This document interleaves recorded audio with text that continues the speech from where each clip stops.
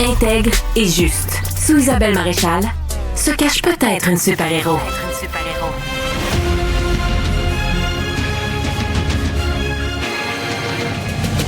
Isabelle Maréchal. Il en est à son 5e livre qui s'intitule « Madame, est-ce que je vais être choisie ?» Et on entend dans cette phrase, dans cette question, c'est vraiment l'interrogation d'un petit garçon qui a bien hâte de se trouver une famille. Celle qui s'est trouvée, c'était peut-être pas celle qu'il aurait voulu avoir, mais on ne choisit pas sa famille, Joselito Michaud. Non, merci beaucoup. D'être là. Oui, merci de m'accueillir. Moi, je trouve que c'est une question fondamentale parce qu'on passe notre vie souvent à essayer d'être choisi, à vouloir être choisi, mais on oublie souvent de se choisir soi-même. Ouais. Fait que c'est ça, cette question-là est venue au moment où j'avais des problèmes de santé, puis je me disais, peut-être, c'est le médecin qui me dit, est-ce que vous êtes choisi un jour? Est-ce que vous pensez à vous? Le médecin t'a dit ça? Je veux dire, c'était parmi Il t'a dit, ceux... est-ce que vous vous êtes choisi un jour? Oui, puis ça, c'est un parmi les 22 que j'avais vus. Et puis, je me souviens qu'il m'a dit ça. Il m'a dit, en voulant dire, on voit, vous travaillez beaucoup, est-ce que vous êtes choisi? Puis j'ai fait, c'est vrai, quand j'avais 4 ans et demi. Puis là, cette photo-là, j'avais toujours regardé cette photo-là.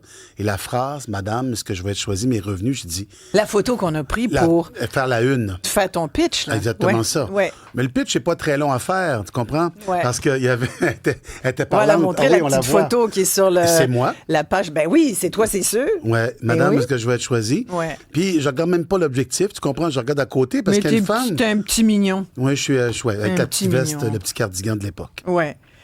Et ce choix, parce que ton livre, il parle beaucoup du choix et des choix. Oui. Je dirais même que c'est un livre sur les choix qu'on fait dans la vie, puis ceux qu'on fait pas, ceux qu'on subit de la part des autres. C'est exactement ça. Mais c'est difficile des fois d'être en contrôle de ses choix. Mais voyons donc. Si c'était si facile, j'aurais pas écrit un livre. Ouais.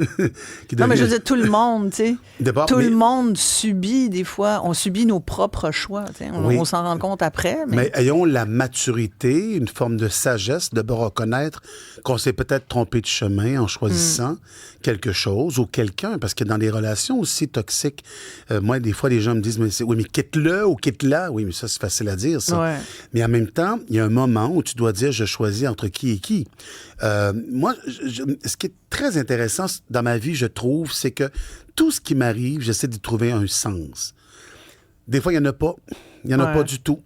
Mais j'essaie de dire, qu'est-ce que j'ai tant à comprendre pour choisir? Les bouddhistes, ils disent, tu feras le même chemin tant aussi longtemps que tu n'as pas compris ou appris la leçon. Mais quand tu as appris la leçon, dépêche-toi à changer de chemin. Ouais. Parce que le message va revenir.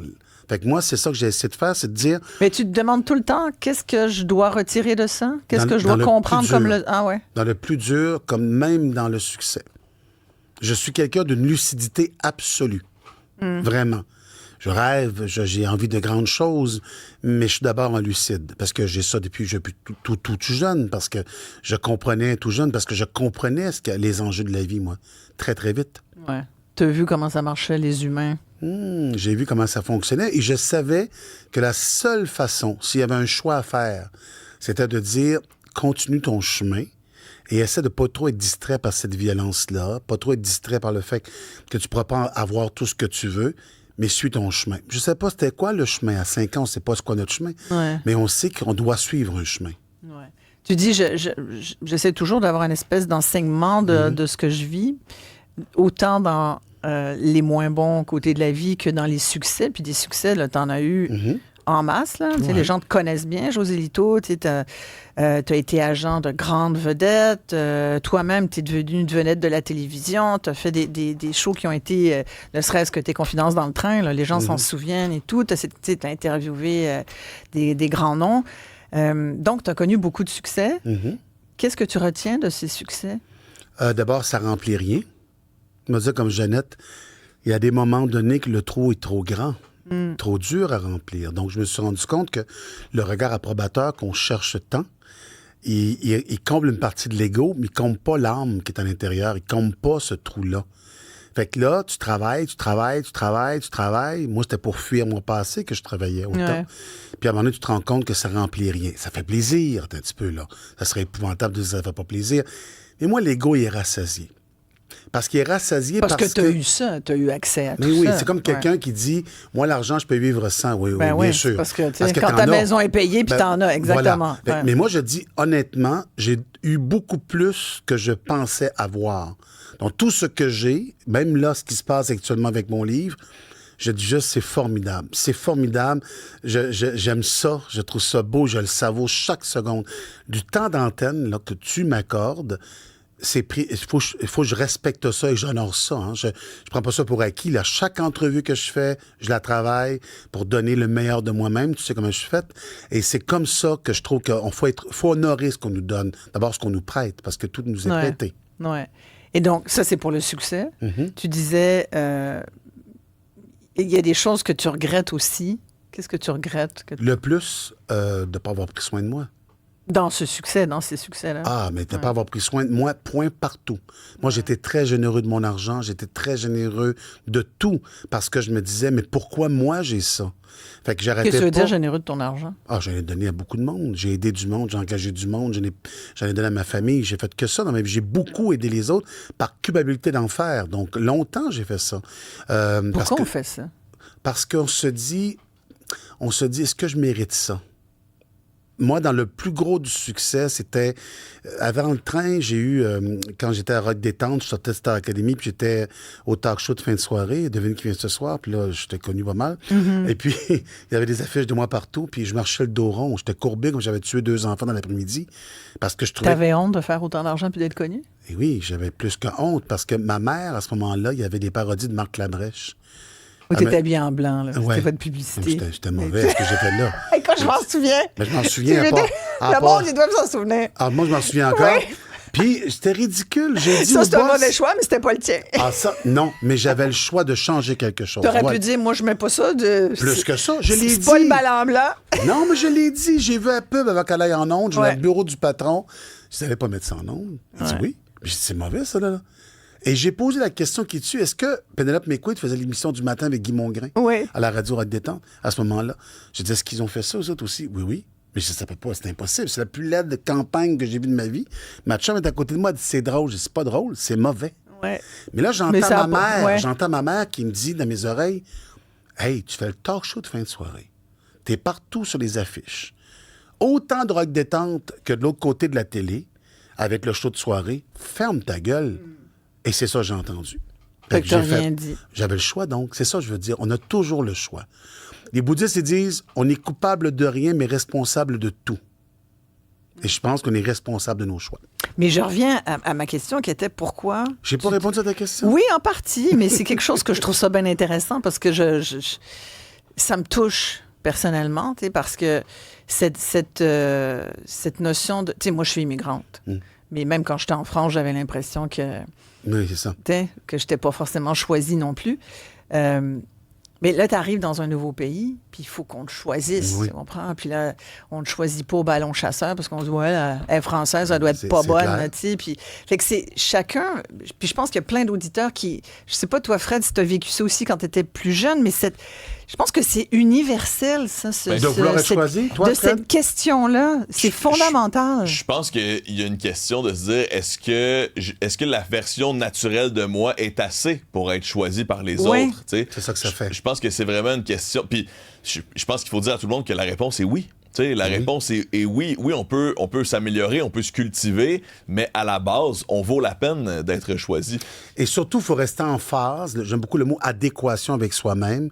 Je voyais une jeune demoiselle qui était en entrée tantôt, puis je donne un petit conseil de vieux, parce que le monde est rendu vieux à cet âge-là. Qu'est-ce que tu dis? J'ai dit, tu sais une chose, je voudrais faire telle affaire. Oui, mais es-tu singulière? Est-ce que tu vas apporter ta couleur à toi? Mm-hmm. Je veux dire, aujourd'hui, la nouvelle génération voudrait être ceci, c'est-à-dire une star. Moi, avant d'être une star, si j'en suis une personnalité connue, j'ai essayé d'aller sur ce que j'avais à faire. Et ce qui était mon handicap à l'époque, quelqu'un de sensible, quelqu'un d'hypersensible, les gens me disaient complaisant alors que je ne l'étais pas. Ben, je me disais, c'est devenu ma force quelque part. C'est comme Ronan Angelilli quand il se met à jouer, puis il parie sur Céline Dion, son défaut devient sa force. Ouais. Donc, je pense qu'il faut être singulier le plus possible. Sinon, qu'est-ce que tu vas apporter de plus dans le paysage? Singulier, tu veux dire, faut que tu aies une valeur ajoutée. Faut que tu amènes quelque chose de plus. Une valeur ajoutée. Faut que tu rajouter. amènes quelque chose de plus. C'est quoi ta contribution? C'est quoi qui va faire, qui fait que tu es unique finalement, que tu es T'es unique différent des autres? Et qu'on va t'écouter plus. C'est comme Ouais. ça en radio, c'est comme Ouais. ça en télé, c'est comme ça chez la boulangère qui fait son Exact. pain le matin. Ouais. Qu'est-ce qui ferait que j'irais chez vous, je ferais un détour de 8 minutes et demie pour aller chez vous chercher un pain? C'est parce que ces petits croissants au beurre sont différents. Voilà. C'est ça. Parce Ouais. qu'elle a pris la farine qui vient de Ouais. la France, puis elle a pris le beurre qui vient de la France, Ouais. parce qu'elle a décidé, elle, qu'elle allait faire une réplique du vrai croissant. Mais moi, j'ai beaucoup d'admiration pour ceux qui sont singuliers et qui l'assument. Voilà. On est en dehors du livre, mais c'est ça que je dis dans le livre aussi. Je dis juste, moi, j'ai compris que j'étais pas comme les autres. Donc, au lieu de dire pauvre de toi, j'ai dit, je m'ai traversé cette époque-là. Dès mon jeune âge, ma grand-mère, elle me dit, il faut que tu comptes les jours pour te rendre jusqu'à 18 ans. C'est long, là. 3000 jours, puis 2000 jours, puis 1000 jours. On te dit ça parce que... Parce que moi, je pensais vraiment... Cette violence-là, ça, j'avais dit ça quelque part. J'avais dit ça nulle part. Je l'ai dit à ma thérapeute, donc ça tombe bien, on va le dire ici. Ma belle thérapeute Maréchal, docteur Maréchal. Je pense que je ne comprenais pas pourquoi il m'avait adopté. J'ai jamais compris ça. Pourquoi tu viens chercher un enfant pour être ensuite... Le bourreau de cet enfant. Voilà, je comprenais pas. J'ai jamais compris. Jusqu'à la mort de ma mère, personne ne m'a répondu. Et ça, c'est une grande question dans la vie. Moi, je vais chercher un enfant, là. Je suis allé chercher 2 enfants au Vietnam, Ouais. puis j'ai fait avec Véronique, puis on a décidé, Véronique Béliveau, on a décidé ensemble, on a fondé une famille. C'est certainement pas de les abandonner en cours de route. Sinon, je vais les laisser là-bas. D'autres vont s'en occuper. Donc, c'est ça que j'ai pas compris, peut-être, dans tout l'exercice. Mais qu'est-ce que j'avais à Mais qu'est-ce que comprendre? tu penses? Qu'est-ce que tu penses des gens qui font des enfants? Oui. Qui se font des enfants. C'est un projet là, de Ouais. faire un enfant. Fred peut t'en parler parce qu'il Oh est oui, enceinte. Je suis en plein. Je Oui. suis enceinte, oui, C'est ça. effectivement. Voilà Et, le gars de solidarité, je Tu suis sais, enceinte. c'est quelque chose de faire un projet d'enfant, d'avoir ce Ouais. désir d'enfant. Ouais. Tu sais. Puis là, tu as un enfant. Mhm.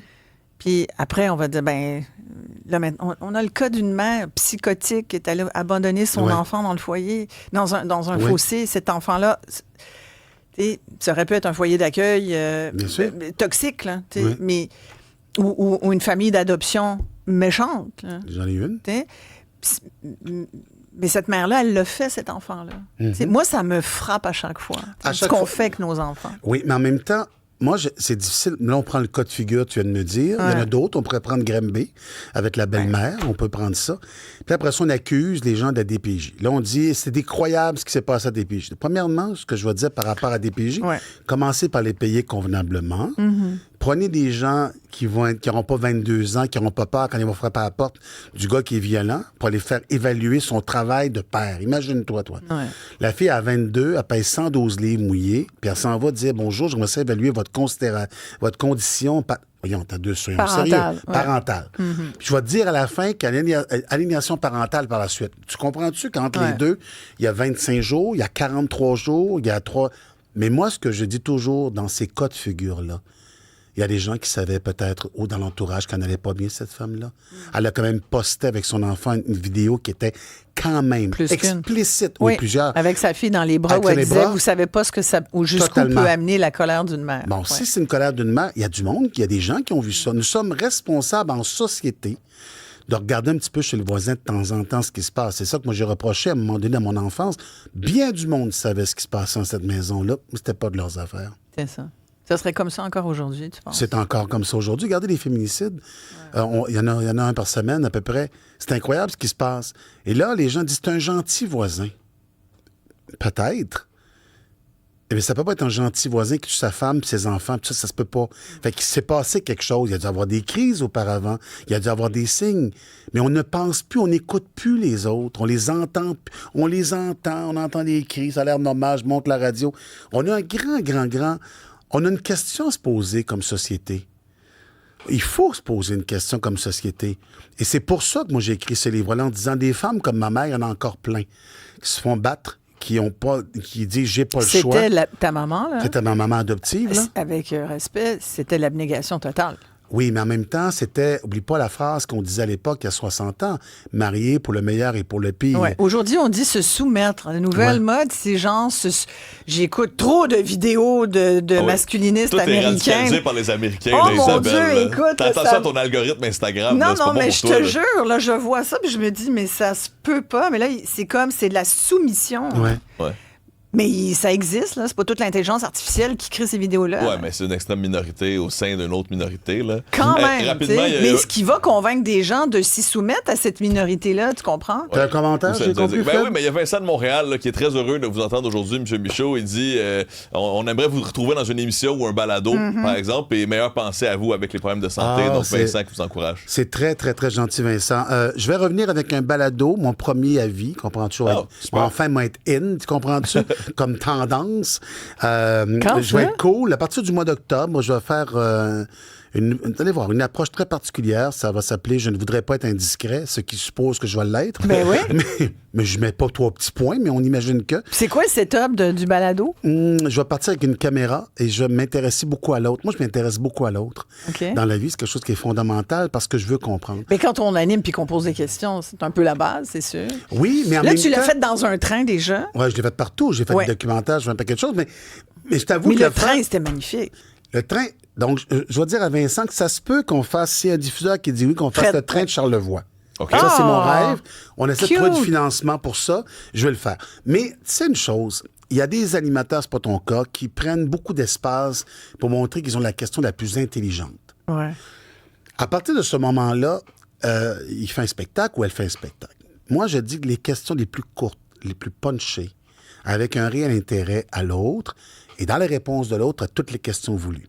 Parce que quand tu te mets à écouter, tu fais, mon Dieu, tiens, j'ai 8 sujets à choisir ici. Choisir.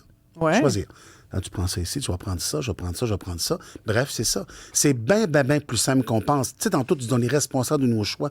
Moi, je blâme pas les autres quand il m'arrive quelque chose. Mais quand les symptômes neurologiques arrivent comme j'ai présentement, je me blâme pas, mais j'entends des signaux que j'ai eus 7 ans avant, 5 ans avant, 3 ans avant. J'aurais pu me choisir et choisir. Fait que je blâme personne. Je fais juste dire, José, tu l'avais, t'es rentré à l'hôpital d'urgence, tu marchais plus, tu parlais plus, t'étais zombie, te souviens-tu, t'as perdu tes cheveux? Fait que dans ce sens-là, j'arrête de blâmer les autres. Je me blâme pas moi, mais je dis, t'es avais essayé. Est-ce que pour toi, tous ces choix que tu as faits t'ont amené justement à perdre tes cheveux, qui est une maladie, ou à avoir cette maladie neurologique là, dont tu as parlé? T'en parles dans ton livre aussi. Bon. Est-ce que, d'après toi, il y a comme... Tu sais, on dit beaucoup qu'il y a des maladies psychosomatiques. Là, psychosomatique, c'est-à-dire on somatise, ça devient là, comme... Tu sais, moi, je pense qu'il y a des gens, effectivement, qui somatisent. Je pense qu'on... Peut-être qu'on le fait tous. Là. Mais la vérité, je pense que ce corps-là, il n'en pouvait plus de ce que je lui demandais. D'ailleurs, c'est étrange, ces troubles neurologiques-là. C'est le cerveau qui n'envoie plus les bons signaux au corps. C'est quand même flyé, ça. Pourquoi, tu penses? Parce qu'il est habité par trop d'agitation mentale. Fait que lui, il dit, on va un peu de douleur. Ah, moi, il a envoyé ça. Tu sais ce qu'on lui montre à faire? Là, un jour, je vais pouvoir accéder à cette fameuse clinique à Montréal. Il y a une seule clinique au CHUM. La clinique justement, qui traite les troubles neurologiques fonctionnels. Il y a des milliers de personnes qui sont en attente actuellement. Ah, ben oui. OK? Et moi, j'ai reçu 6 000 correspondances de gens qui disaient, j'ai le TNF. Mon amie s'est suicidée parce qu'elle avait le TNF et on disait qu'elle avait rien. Parce que pendant longtemps, une espèce d'errance médicale où tu t'en vas partout. Donc, t'as rien, M. Michaud. Puis là, je dis, oui, mais regardez-moi les mains, j'avais les mains enflées. Non, pas du tout. Jusqu'à temps que j'y monte une crise, qui voit qu'est-ce qui se passe. Donc, moi, je pense que mon corps, comme le corps de Céline, ça voulait me comparer à Céline, elle dit un jour, tu penses pas que c'est assez? Tu penses pas que tu m'en demandes beaucoup? Puis moi, ça, je peux le dire ouvertement. Ça n'a aucun sens ce que j'ai demandé à mon corps. D'ailleurs, je me suis excusé auprès de lui. Tout récemment. Dans une crise de douleur, j'étais pris... j'étais paralysé complètement, c'est il y a quelques jours. Puis je parlais plus. C'était un matin. Ça a duré 12-15 minutes. Ça arrive le matin. Véronique est devant moi. Et là, elle me regarde, puis elle me dit, t'es paralysé. Fait que là, je fais signe, je peux pas parler. Je fais signe de la tête. Elle me décoince les bras, puis c'est raide de tout ça. Et je me souviens à pleurer. Puis dès que je pleure, ça libère beaucoup. Oui. Il y a quelque chose qui, au cerveau, donne tu comme... Tu parles des pleurs dans le livre. Tu dis, ça fait du bien de pleurer. C'est le plus beau remède. Ça, c'est bien de le dire aux gars, José Lito. Bien sûr. Ouais. Mais tu vois ce que je me suis dit à ce moment-là, quand j'ai repris la forme de mon corps est revenue normale, je me suis dit, moi, faire attention à toi. Je te le promets. Et je le fais maintenant. Ça dure, ça, parce que ça peut être dans le registre des bonnes intentions, mais des fois, on se dit, tu sais, c'est comme les... Oui, comme à chaque année. Oui, à Noël, puis au jour de l'an. Mais moi, j'ai pas le choix, parce que si je fais pas ça, Isabelle... Fait que t'as changé quoi, alors, dans ta vie? L'alimentation, je faisais déjà beaucoup attention. J'ai coupé l'alcool, j'en prenais pas tant que ça. Le stress toxique. il y a un stress qu'on peut prendre. Fait que t'as coupé du monde. Et j'ai coupé du monde. Il y a du monde qui sont pas invités. C'est comme ça. C'est comme ça. Je travaille avec plein de gens. Il y avait quelque chose l'autre jour qui était toxique. J'ai fait non, j'en veux plus de ça. C'est terminé. Parce que c'est ça, se choisir. C'est pas d'être égoïste. Parce que mieux tu te choisis, mieux tu peux choisir les autres. Puis des relations toxiques, là, il n'y a rien de pire que ça pour un système nerveux comme moi qui déraille. Ouais. Puis des fois, comme tu dis dans ton livre, il vaut mieux faire comme... À un moment donné, c'est l'indifférence qui devient la seule solution. T'as pas le choix autrement. Puis on peut pas blâmer tout forcer. le monde. Non. Est-ce que vous avez aimé le livre? Oui, je dis vous, écoute, Isabelle Maréchal? oui, José Lito, j'ai beaucoup apprécié votre livre. J'ai beaucoup apprécié les citations, puis j'aurais pu faire, parce que tu comprends que moi, j'ai le travail ingrat. Ton livre a tellement été aimé que tu as fait tellement d'entrevues. Il fallait que je me trouve un angle. Ça a été les choix qu'on fait dans la vie, mais il y a tellement de sujets, de sous-sujets là-dedans. Oui, parce que j'ai mis les annotations. Ouais. C'était comme un carnet de voyage pour moi. Je vais t'en souligner quelques-unes. Ah, mais plusieurs. Ça aurait pu être le deuil, mais je n'avais pas envie de parler du deuil tant que ça aujourd'hui. C'est au pied du mur qu'on voit le mur. Ouais. Proverbe chinois. Ouais. Ça, c'est les citations des autres. Ouais. Puis mais il y a Bouddha aussi. Il y en a une de Bouddha que je ne connaissais pas.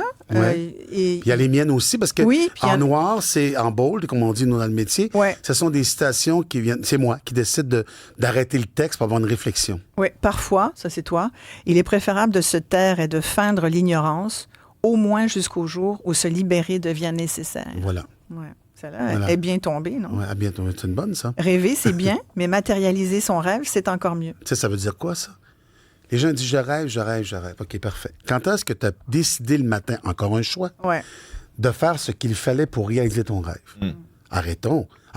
Oui, mais j'ai jamais pu faire ce que je voulais faire. Fais-le maintenant. Exact. Ben, on va se laisser avec Boris Cyrulnik, qui est quand même... Le roi de la résilience. Exact, qui dit « Si vous voulez faire vous-même votre malheur, rendez-vous prisonnier du passé. Comprendre, c'est une forme de libération. » C'est ce que tu nous as dit, dans le fond. Je peux pas dire après... Et c'est ça aussi ton livre, finalement. Merci. Je peux pas dire rien après Boris. Tu quelque chose avec ce livre. Oui, et j'ai pas voulu faire pitié. Corrige-moi. Non, je fais pas pitié du tout. J'ai tout enlevé, les superlatifs, les adverbes, tout, pour dire voici la vision des choses et qu'est-ce que je dois faire maintenant pour m'en sortir. Et j'espère, ça va vous aider. Puis à la fin, j'ai même permis de faire... j'ai mis ajouter comment réinventer sa vie avec une espèce de manuel d'instruction. Moi, j'essaie de faire ça, puis ça marche pour l'instant. Ouais. Ben merci, José Lito. Merci. Tu vois que c'était pas pareil comme les autres? Ben non. Parce qu'on a choisi de le faire autrement. Voilà. José Lito Michaud, mesdames et messieurs. Madame, est-ce que je vais être choisie dans toute bonne librairie?